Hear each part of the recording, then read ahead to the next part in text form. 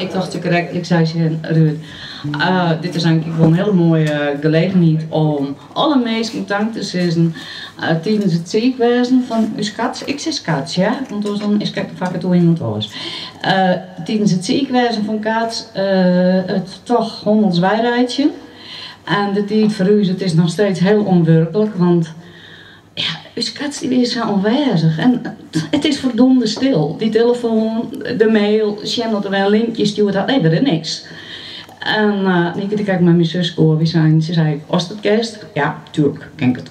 Ik dacht het. En wat je me heel erg dank, zei ze, joh, ik op mijn tijdlijn, Facebook, het is de love die gold, boeten.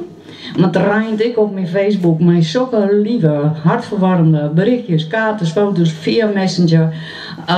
Dus kijk, daar ben ik niet zie maar dat wordt zo ongestocht.